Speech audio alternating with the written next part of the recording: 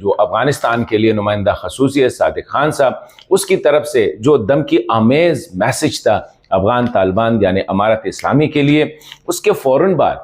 طالبان نے ایک طرح کی جوابی دھمکی دی ہے، اور یہ اچھا ہوا کہ ان کو احساس ہو گیا کہ یہ جو پاکستان اب ریفیوجیز یا افغان مہاجرین کو واپس بھیج رہا ہے وہ بالکل اس میں سیریس ہے، کیونکہ ابھی تک افغان طالبان اس کو ویسے ہی لے رہے تھے جس طرح پاکستان نے کئی دفعہ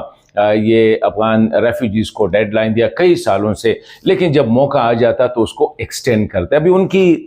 ان کا خیال یہ تھا کہ پاکستان یہ کام نہیں کر سکتا۔ ایک تو یہ ہے کہ بہت زیادہ ہے افغان ریفیوجیز پاکستان میں، دوسرا یہ ہے کہ وہ تصور کر رہے تھے کہ شاید انٹرنیشنل پریشر جو ہے وہ آئے گا اور پاکستان کو انٹرنیشنل لاز یا انٹرنیشنل کمیونٹی جو ہے اس کو کنونس کرے گا اور پاکستان ڈیسیجن واپس لے گا۔ لیکن اب